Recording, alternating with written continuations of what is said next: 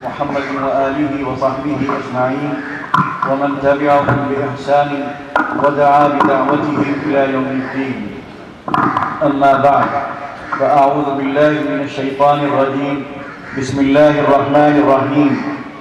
يا أيها الذين آمنوا إن تتقوا الله يجعل لكم فرقانا. صدق الله العظيم. اسٹیج پر تشریف فرما لائق احترام شخصیات، اساتذہ کرام، مہمانان نظام اور عزیز طلباء، سب سے پہلے میں شکریہ ادا کرنا چاہوں گا دارالتعلیم و صنعت کے ذمہ داروں کا، اور خاص طور پر اس کے محتمی مولانا عاشق ندوی کا، جن کی دعوت پر اس پروگرام میں شرکت کی سعادت حاصل ہوئی۔ طلباء کا ثقافتی پروگرام دیکھا، عربی، اردو، ہندی اور انگریزی میں ان کی تقریریں سنی۔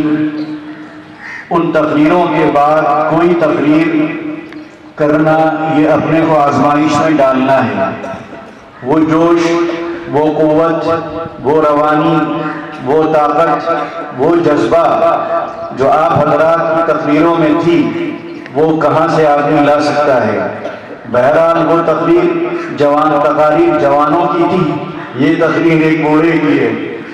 وہ جوان تقریر تھی، یہ بوڑھی تقریر ہے۔ بہرحال وقت بھی کم ہے، میں نے آپ کے سامنے قرآن کریم کی ایک آیت پڑھی ہے۔ اس وقت ہمارے ملک کی جو صورتحال ہے اور جن حالات سے ہم گزر رہے ہیں، جن آزمائشوں سے ہم دوچار ہیں، جو خطرات ہم پر، ہمارے اداروں پر، ہماری مساجد پر اور ہماری خانقاہوں پر اور ہمارے قبرستانوں پر منڈا رہے ہیں، وہ اب کسی سے مخفی نہیں ہے۔ جو کچھ ہے وہ کھل کے کہا جا رہا ہے، جو عزائم ہیں کھل کر ان کا اظہار کیا جا رہا ہے، بلکہ ڈنکے کی چوٹ پر چیخ چیخ کر، چلا چلا کر اپنے عزائم کا اظہار کیا جا رہا ہے۔ تو ان حالات کی سنگینی ہم میں سے ہر شخص محسوس کر رہا ہے، چاہے وہ مدرسے سے تعلق رکھتا ہو یا اسکول سے تعلق رکھتا ہو، وہ ان پڑھ ہو یا پڑھا لکھا ہو، سماج کے کسی بھی طبقے سے تعلق رکھنے والا ہو، ان خطرات کو اب ہم میں سے ہر شخص محسوس کرنے لگا ہے۔ آج سے 10-20 سال پہلے شاید ان خطرات کا اندازہ اتنا نہیں تھا جتنا آج ہو رہا ہے، کیونکہ بات صرف زبان تک نہیں ہے، قانون تک نہیں ہے، عزائم اور منصوبے تک نہیں ہے، بلکہ عملی طور پر اب وہ چیزیں سامنے آ رہی ہیں اور ان کے نقصانات ہم کو پہنچ رہے ہیں۔ قرآن کریم اللہ کی کتاب ہے، ہر موقع پر یہ رہنمائی کرتی ہے، ہر حال میں ہمیں ایک اچھی راہ دکھاتی ہے، ہر مسئلے کا حل بتاتی ہے، ہر مسئلے کی یہ وضاحت کر دیتی ہے۔ تو اس موقع پر میں نے قرآن کریم کی جو آیت آپ کے سامنے پڑھی ہے، یہ آیت اگر ہمارے سامنے رہے اور اس آیت کے مطابق ہم اگر اپنی زندگی گزاریں تو انشاءاللہ انہی حالات میں، اسی ماحول میں، انہی دشمنوں کے درمیان ہم عزت کے ساتھ رہیں گے، سرخروئی کے ساتھ رہیں گے، سربلندی کے ساتھ رہیں گے، اور ہمیں زبان سے اپنے دین کی دعوت دینے کی ضرورت بھی نہیں پڑے گی۔ ہمارے اخلاق، ہمارا کردار، ہمارا برتاؤ، ہمارا رہن سہن، ہمارا طور طریق یہ دعوت بن جائے گا۔ یہ جو کہا جاتا ہے کہ اسلام دعوت سے پھیلا یا تلوار سے پھیلا، تو میں یہ کہتا ہوں قرآن کریم کے حوالے سے کہ اسلام نہ دعوت سے پھیلا ہے، نہ اسلام تلوار سے پھیلا ہے، اسلام اخلاق سے پھیلا ہے۔ جہاں جہاں مسلمان تاجر گئے، پورا ملک حلقہ بگوش اسلام ہو گیا۔ دعوت دینے کی ضرورت نہیں پڑی، تبلیغ کرنے کی ضرورت نہیں پڑی، تقریر کرنے کی ضرورت نہیں پڑی، مضمون لکھنے کی ضرورت نہیں پڑی۔ مسلمانوں کو دیکھا، ان کے اخلاق کو دیکھا، ان کے کردار کو دیکھا، ان کی سچائی کو دیکھا، ان کی امانت داری کو دیکھا، ان کے معاملات کو دیکھا، ان کی نرمی کو دیکھا، ان کے آپ سے درگزر کے معاملے کو دیکھا، ان کی محبت کو دیکھا، ان کی شفقت کو دیکھا، ان کی ہمدردی کو دیکھا، ان کی فکر مندی کو دیکھا، ان کی خیر خواہی کو دیکھا، پورا پورا ملک اسلام مسلمان ہو گیا، اور یہاں پر بھی اسلام پھیلا۔ اسلام کی باد بہاری جو چلی وہ خانقاہوں سے چلی، بزرگوں کی خاموش نگاہوں سے چلی۔ خاموش ایک بزرگ اللہ کا بندہ اپنی خانقاہ میں بیٹھا ہوا ہے، بول بھی نہیں رہا ہے، نظریں نیچی کیے ہوئے، لیکن اس کے اخلاق، اس کا کردار، اس کی زندگی شرافت دعوت بری بھی ہے۔ آدمی وہاں آتا ہے، وہ نظریں نیچی کیے ہوئے بیٹھا ہے، ایک لفظ نہیں بولتا، لیکن آدمی آتا ہے متاثر ہو کر جاتا ہے، آدمی آتا ہے دل میں ان کا اثر لے کر جاتا ہے، آدمی آتا ہے اور اس کے دل کی دنیا بدل چکی ہوتی ہے۔ آج ہم کو ان چیزوں کی ضرورت ہے، جیسا کہ قرآن کریم میں کہا گیا، یا ایھا الذین آمنوا،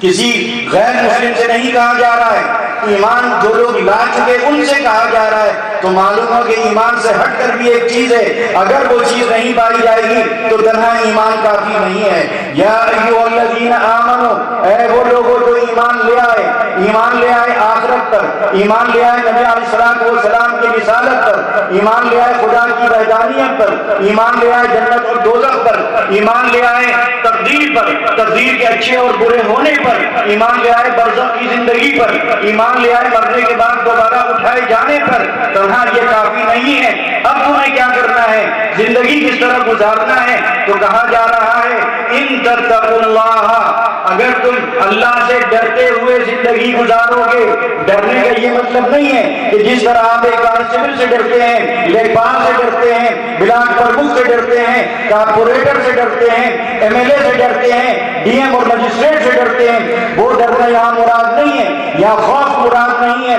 بلکہ محبت اتنی غالب آ جائے اللہ تعالیٰ کی، اتنی دل میں پیوست ہو جائے، اتنی دل میں اتر جائے کہ ہر وقت یہ خیال رہے کہ کہیں مجھ سے کوئی ایسا کام نہ ہو جائے کہ میرا محبوب ناراض ہو جائے، میرا محبوب روٹھ جائے، میرا محبوب مجھ سے رشتہ توڑ لے، میرا محبوب مجھ سے دوری بنا لے۔ جنہوں نے محبت کی ہے یا جن کو محبت کا تجربہ ہے وہ جانتے ہیں کہ محبوب کی کیا اہمیت ہوتی ہے۔ آدمی ہر چیز میں یہ خیال رکھتا ہے کہ دنیا ناراض ہوا کرے، سماج ناراض ہوا کرے، ماں باپ ناراض ہوا کرے، لیکن ہمارا محبوب نہیں ناراض ہونا چاہیے۔ محبوب کی وہ دوری جو ہو رہی ہے اس کو قربت میں بدلنا چاہیے۔ محبوب کو منانا ہے، محبوب کو اپنے سے قریب کرنا ہے، محبوب کے قریب جانا ہے، محبوب کی من کی مرادیں پوری کرنا ہے۔ محبوب جو چیز پسند کرتا ہے وہی چیز ہمیں اختیار کرنا ہے، وہ جس سے ناراض ہوتا ہے اس کو ہمیں چھوڑ دینا ہے۔ تو ہمیں اپنی زندگی اس طرح گزارنا ہے کہ ہر کام میں، ہر مرحلے میں، ہر حال میں یہ خیال رہے، بولنے سے پہلے یہ خیال رہے، لکھنے سے پہلے یہ خیال رہے، کام کرنے سے پہلے یہ خیال رہے، نظر کسی پر ڈالنے سے پہلے یہ خیال رہے، کسی کی بات سننے سے پہلے یہ خیال رہے، زبان کو حرکت دینے سے پہلے یہ خیال رہے کہ کہیں ہماری یہ بات، کہیں ہمارا یہ عمل، کہیں ہماری یہ نگاہ، کہیں ہماری یہ بصارت، کہیں ہماری یہ سماعت، کہیں ہماری یہ گویائی ایسی نہ ہو کہ ہم اللہ تعالیٰ ناراض ہو جائے، ہمارا وہ حقیقی محبوب ناراض ہو جائے۔ تو اس فکر کے ساتھ جب ہم زندگی گزاریں گے تو اللہ تعالیٰ جیسا کہ اس آیت میں کہا جا رہا ہے کہ ایک شان امتیازی تمہارے اندر پیدا کر دے گا۔ یہی شان امتیازی ہے، یہی دوسروں کو ہم سے قریب کرے گی، یہی دوسروں کے اندر ہماری عظمت بٹھائے گی۔ نبی علیہ السلام بعثت سے پہلے ان کی شان امتیازی، ان کی سچائی کی صورت میں کفار اس کا اعتراف کرتے تھے، امانت داری کی شکل میں ان کے بڑے سے بڑا دشمن ان کا اعتراف کرتا تھا۔ یہ شان امتیازی نبی علیہ السلام میں پائی جا رہی تھی، اور بعثت کے بعد تو سراپا شان امتیازی آپ تھے۔ شان امتیازی کے سلسلے میں دو واقعات میں آپ کے سامنے رکھتا ہوں، اس سے آپ کو اندازہ ہوگا کہ یہ شان امتیازی لوگوں کو سوال کرنے پر مجبور کرتی ہے، لوگوں کو یہ ٹوہمیں لگنے پر اور آپ کی زندگی کا جائزہ لینے پر اور آپ کے حالات کا مطالعہ کرنے پر اور گہرائی تک پہنچنے پر اور وجہ جاننے پر لوگوں کو آمادہ کرتی ہے۔ سید احمد شہید رحمۃ اللہ علیہ کا قافلہ جب پہنچتا ہے افغانستان اور وہاں پر برس مہینوں وہ قیام کرتا ہے، تو وہاں پر ان کے ایک فوجی سے وہاں کے ایک مقامی باشندے نے پوچھا کہ یہ بتائیے کہ آپ کے ساتھ جو فوج ہے کیا ان کی نظر کچھ کمزور ہے؟ ان کی آنکھ میں کوئی خرابی ہے، کوئی بیماری ہے؟ انہوں نے کہا نہیں، ہم میں سے ہر فوجی صحیح دیکھتا ہے، دور تک دیکھتا ہے، نہ قریب کی نگاہ کمزور نہ دور کی نگاہ کمزور۔ لیکن آپ یہ بتائیے کہ یہ سوال آپ کیوں کر رہے ہیں؟ انہوں نے کہا کہ تمہارے آپ کے جو فوجی یہاں ہیں،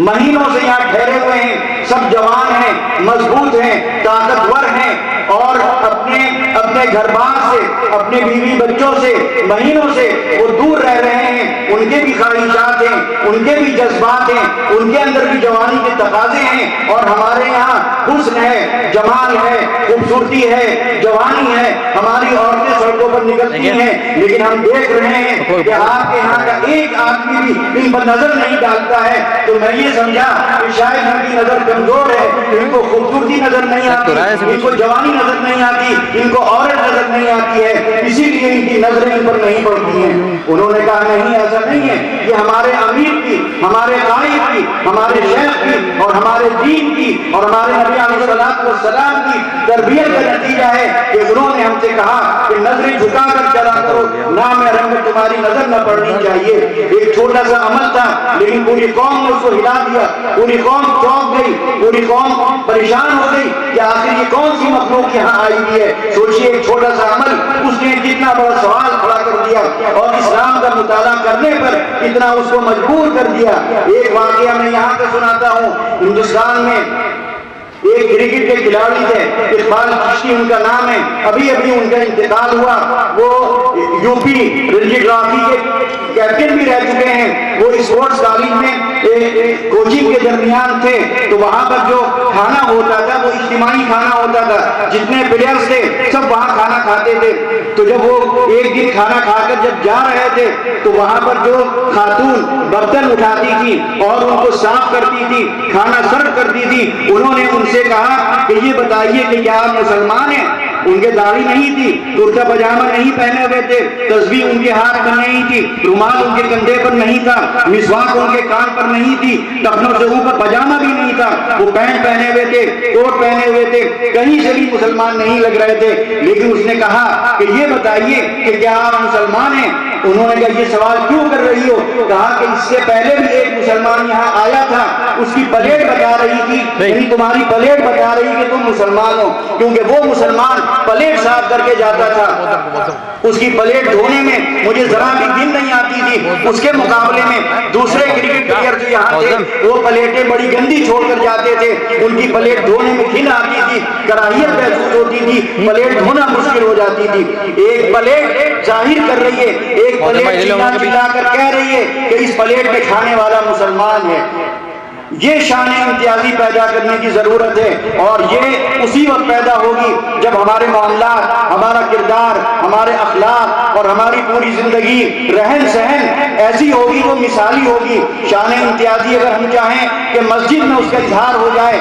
اسکولوں میں یعنی مدرسوں میں اس کا اظہار ہو جائے، تو وہاں کوئی غیر مسلم آپ کو دیکھنے آنے والا نہیں ہے۔ یقیناً ہمارا عقیدہ ان سے مختلف، ہماری عبادات کا طریقہ ان سے مختلف، ہماری غبی کا طریقہ ان سے مختلف، خوشی کا طریقہ ان سے مختلف، تجہیز و تکفین کا طریقہ ان سے مختلف، نکاح اور رخصتی کا طریقہ ان سے مختلف، لیکن بقیہ جو زندگی سے تعلق رکھنے والی چیزیں ہیں، معاملات ہیں، اخلاق ہیں، کاروبار ہے، رہن سہن ہے، برتاؤ ہے، سڑکوں پر، پارکوں پر، ٹرینوں پر، جہازوں پر، دکانوں پر، وہاں ہم میں اور ان میں کوئی فرق نظر نہیں آتا ہے۔ یہ فرق نظر آنا چاہیے، یہ امتیاز نظر آنا چاہیے، اور یہ اسی وقت نظر آئے گا جب ہم اپنی زندگی اس طور پر گزاریں گے کہ کوئی کام ایسا نہ ہو جو خلاف شرع ہو، کوئی کام ایسا نہ ہو جو اللہ کو ناراض کرنے والا اور اس کو دور کرنے والا ہو۔ بس میں اس موقع پر وقت کی تنگی کی وجہ سے اپنی بات اسی پر ختم کرتا ہوں۔ وآخر دعوانا ان الحمدللہ رب العالمین۔